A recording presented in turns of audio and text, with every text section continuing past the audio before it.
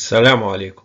This presentation is on the vocal folds' natural frequencies, the eigenfrequencies dictated by the physical properties of the vocal folds. All physical structures can and will vibrate preferentially at its natural frequency. That is a frequency dictated by the physical properties of that object or structure, when the amplitude of the vibration will be maximized much higher than frequencies below or above that specific natural frequency. Anything with a mass will vibrate, be it a playground swing, strings of a piano or a guitar, a pendulum, a bridge, or a larynx. The natural frequencies will be dictated by physical properties of that structure or that object. And a vibrating object will pick up its natural frequency from a complex excitation frequencies and will vibrate at this particular natural frequency, sometimes with a disastrous effect, like what happened to the Tacoma Bridge when it collapsed after picking up one of the components of the wind and vibrated at its natural frequency to a disastrous end. In this presentation, we shall go through the vocal folds' natural frequencies, the eigenfrequencies. We shall go through the formula for the eigenfrequencies of the vocal folds or other physical structures, and we'll discuss what happens when the structures have multiple resonant frequencies. We shall discuss the few dominant vocal folds eigenmodes. These are the patterns of vibrations at the natural frequencies, at the eigenfrequency, and we'll discuss different parts of the larynx who have different eigenfrequencies. We'll go through eigenmode synchronization between several eigenmodes or eigenfrequencies, and discuss how the vocal folds eigenfrequencies are controlled by redistribution of tension and mass. The motion pattern, the vibration pattern of a system oscillating at its natural frequency, is termed the normal mode or the eigenmode. That's when all parts of that system are moving sinusoidally with that same natural frequency. This natural frequency is described by this formula, in which the frequency would increase with increasing the stiffness of the system or the object, and decrease by increasing its mass, its vibrating mass. The frequencies are dependent on the way the mass and the stiffness are distributed within that structure or that system. In a complex structure or a system with different parts or segments with different eigenfrequencies and different eigenmode of vibration at these frequencies, if this structure is set to vibration, the different segments would vibrate preferentially at their eigenfrequencies. Some of these segments would vibrate in phase with each other, and some would vibrate out of phase. So you had different or several eigenfrequencies and eigenmodes in the same structure. And the outcome, the final outcome, will be a superposition of the independent characters of the vibratory pattern of each of its segments. That's exactly the case with the vocal folds. Vocal folds are heterogeneous structures with several layers of material with different physical and mechanical properties, including the muscle core and lamina propria with 3 different layers and the cover, and each of these has a different physical properties. In addition, the muscles of the larynx can change the elasticity and the tension of the vocal folds, and also its geometry, the geometry of the vocal fold, including the length, the depth, the thickness of the contact area, the contact mode itself, that is the vibrating mass of the vocal folds. That's why the vocal folds should be expected to have an infinite number of eigenfrequencies and eigenmodes. The fundamental frequency of the voice during a certain moment will depend primarily on the frequency of the vocal fold eigenmode at this particular moment that were excited. The eigenmode and frequency in turn depends on the vocal fold geometry, the configuration of the vocal folds, and the length, depth, and thickness of the vibrating mass, together with the stiffness and the stress conditions of the vocal fold. And because these will keep on changing all the time, there will be theoretically a huge number of eigenmodes and frequencies to choose from during voice production.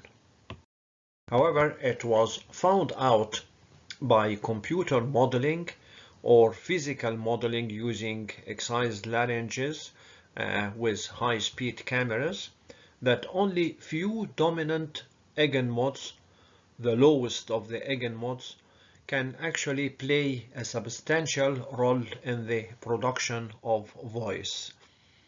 Using the computer models or using physical models with larynxes, sometimes canine larynges, this was illustrated well that a combination of only 2 eigenmodes can capture more than 95% of the variance of the vocal fold vibration in normal phonation and more than 70% of the variance during irregular vocal fold vibration.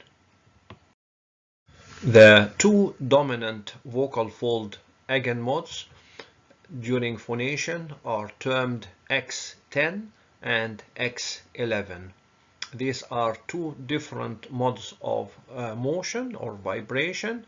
The first one, the X10, presents the lateral to medial oscillation, which is responsible for the opening and closing of the glottis during phonation, and it's actually responsible for the voice production by allowing puffs of air when the glottis opens to pass through it, producing voice.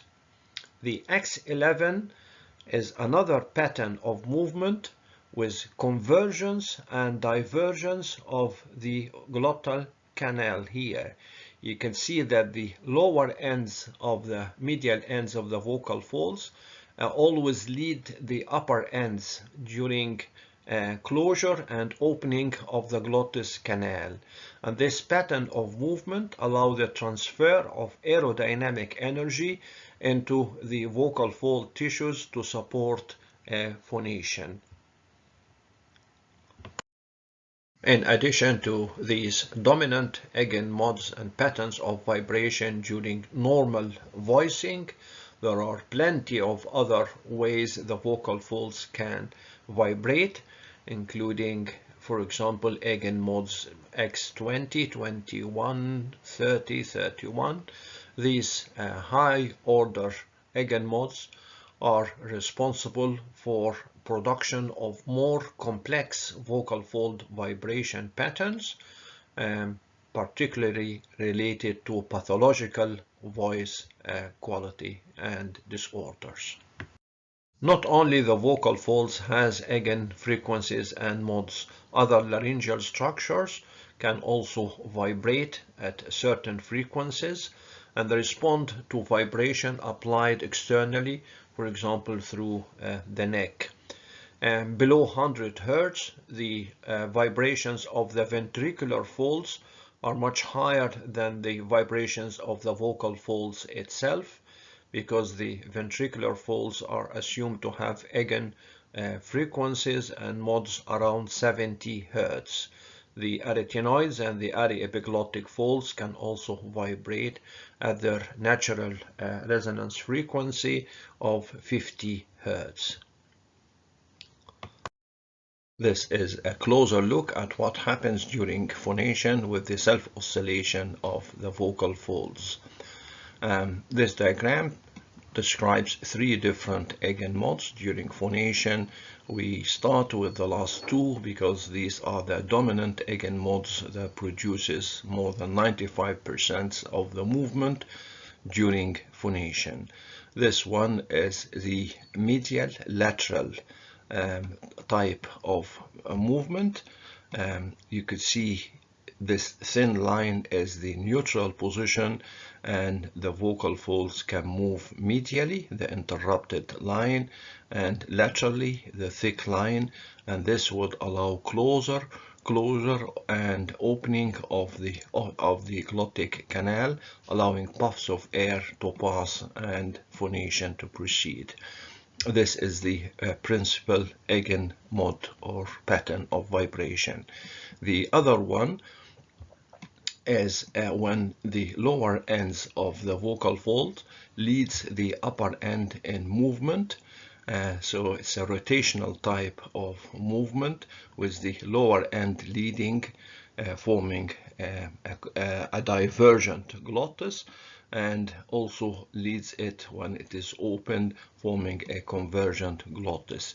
So you could see that the lower end and the upper end of the vocal folds are not in phase during this pattern of vibration. The lower end always precedes the upper end.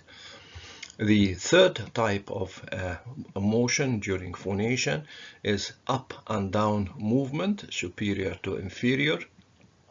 And there is a considerable argument about whether this is a separate pattern of vibration or actually just a part of these two. As you can see, during these two patterns, there is some leveling up of the upper end of the vocal fold. When the tissues move, there will be some heaping of the tissues in both these modes of vibration, particularly this mode of vibration. It's just a part of the movement that the superior part of the vocal folds will raise up, and the inferior part will also raise up during phonation. Or it can be considered a separate type of phonation with an upwards and downwards movement of the vocal folds. High-speed camera pictures obtained from models, physical models of larynxes set to vibration, including canine larynxes in this study, confirmed some of the results we have been through so far. These are the dominant two types of eigenmodes in the vocal fold 1 and 2.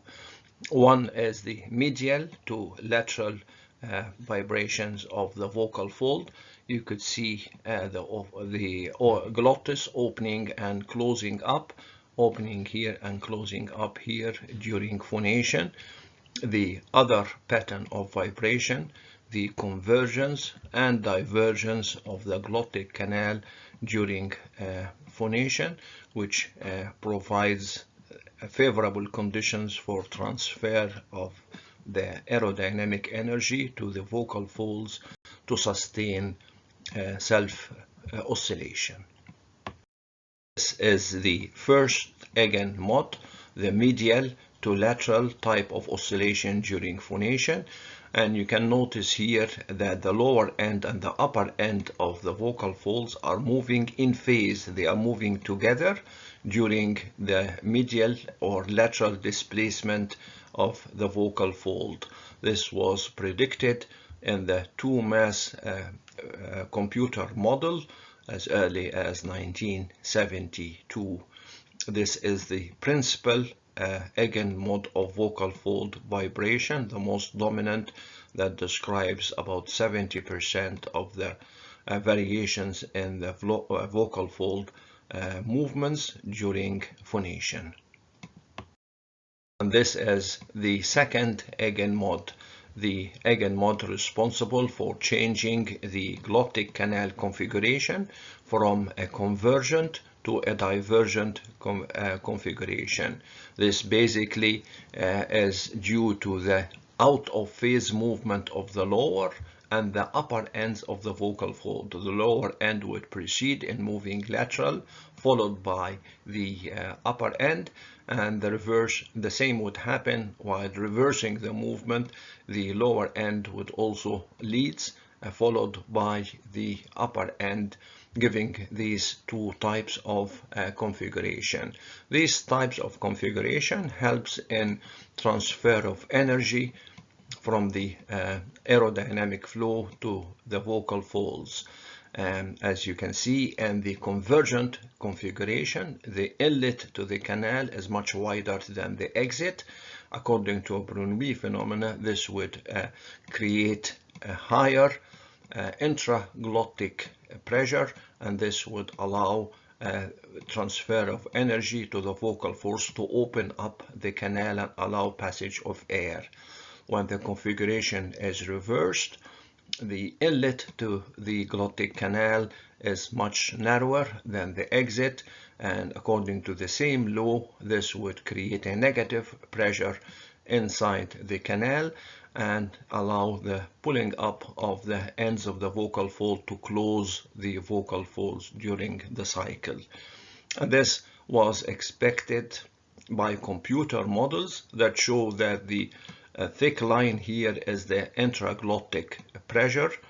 This intraglottic pressure is much higher during the convergent part of the cycle than it is during the divergent part of the vibratory cycle.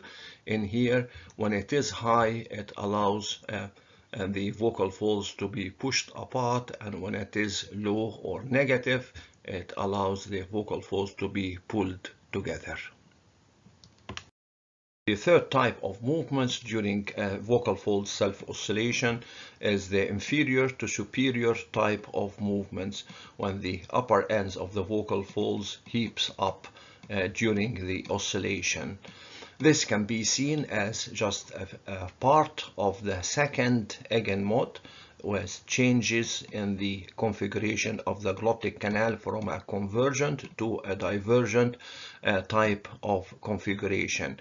When the vocal folds converge, there is a positive pressure inside that pushes on the medial ends of the vocal folds and can be expected to push up the superior edge of the vocal folds above level, like in here. So it can be seen as a part of the second eigenmode or a separate eigenmode, a separate type of phonation movements. The upwards and downwards movement of the vocal folds medial ends, in addition to the other two dominant eigenmodes, the lateral and medial displacement, and the convergence and the divergence of the vocal fold glottic canal.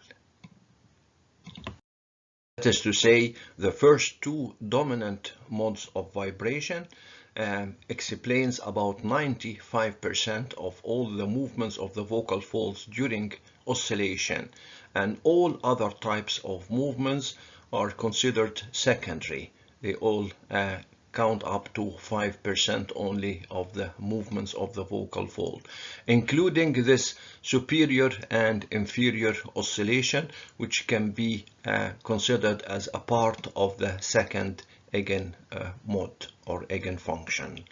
The first eigenmode, the medial and lateral, is displacement is responsible for the actual voice production by alternating opening and closing of the glottic canal, allowing the puffs of air to pass.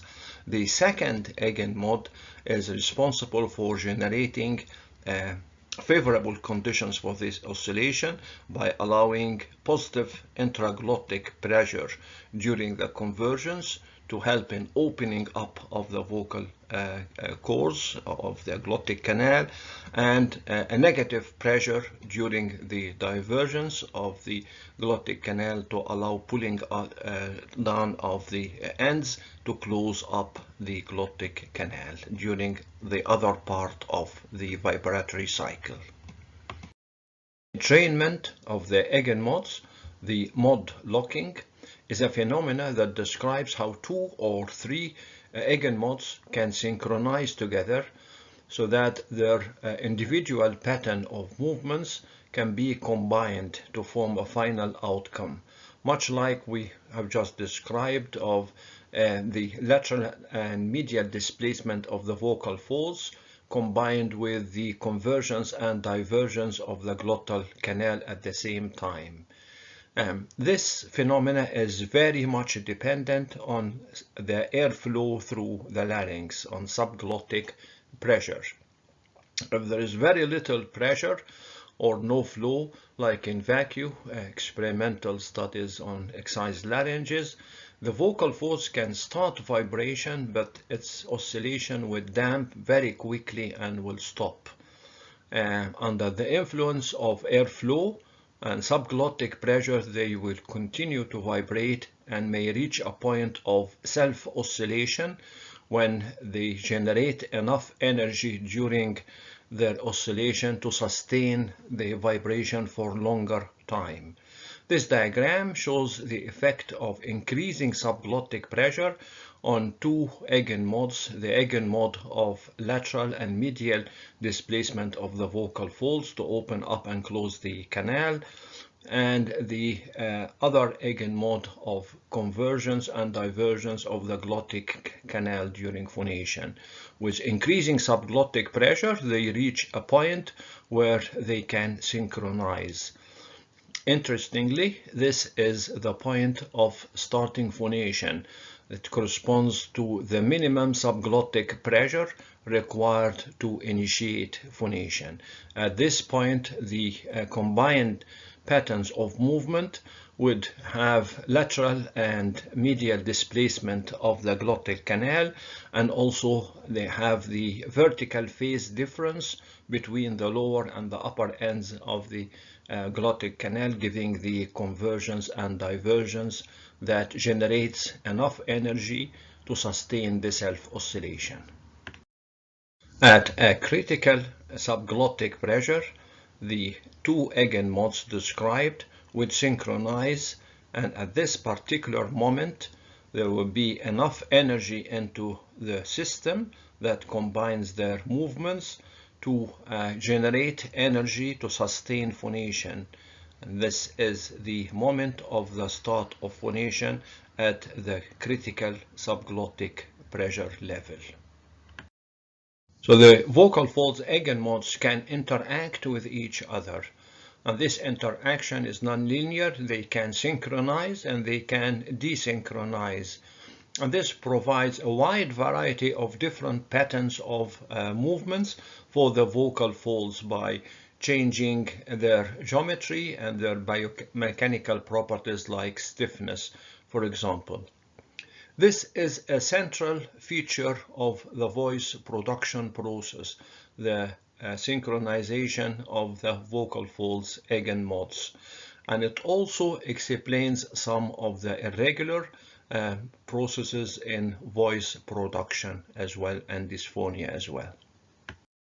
The fundamental frequency of the vocal fold vibration during a certain moment in phonation is primarily determined by the eigenfrequency selected at this particular moment. But what controls the vocal folds eigenfrequencies? This is the formula for the natural frequency vibration, and it shows that the natural frequency is proportional to the stiffness of the vocal fold and inversely proportional to the mass, the vibrating mass of the vocal folds. So things like changes in the vocal fold stiffness by applying stress on the vocal primarily through, for example, a cricothyroid muscle would allow changing the fundamental frequency through changing the eigenfrequency of the vocal folds. In addition to changing the stiffness and the tension, can also change the effective vibrating mass by changing the vocal fold geometry, lengthening and stretching and thinning, and changing the contact mode of the vocal folds. Shortening the vocal folds, for example, would tend to have higher eigenfrequency, but you can see under the effect of cricothyroid activation that the vocal folds will be stretched and will be elongated, and still they will vibrate at a higher frequency, but that's due to the increase in the stiffness and the tension rather than an increase in the length. Also, changes in the contact mode would affect the eigenfrequency, and we have just seen that subglottic pressure changes can allow for various combinations of eigenmode synchronization. Eigenfrequencies of the vocal folds increases with the increase of either the stiffness of the vocal fold or the stress, the tension applied on the vocal folds during phonation. This describes the relationship between the stress applied on the vocal fold, the force or tension applied on the vocal folds, and the strain, the amount of elongation of the vocal folds under the influence of the force. You would expect an increase in the length of the vocal folds with the increase in the tension of the stress, but this increase is not always linear. In the case of the vocal fold tissues, it's actually non-linear. As you can see, it's like a curve with a considerable change in the length of the vocal fold with only a small changes in the tension in the early parts of the curve, and in the later part of the curve you need a considerable amount of tension to increase the vocal fold length only a small bit. This property of non-linear material of the vocal fold explains why in the early parts of this curve, when the vocal folds are only slightly elongated, that the stiffness of the vocal fold is more important than the tension applied. But in the later part of the curve, both the stiffness and the tension or the stress are equally important. Adjustments of the vocal folds eigenfrequencies is largely achieved by varying and changing the stiffness and the tension applied on the vocal folds in the antero-posterior direction. This is primarily controlled by activation of the cricothyroid muscle. By this, we come to the end on this presentation on the vocal folds eigenmodes and eigenfrequencies. Assalamu alaikum.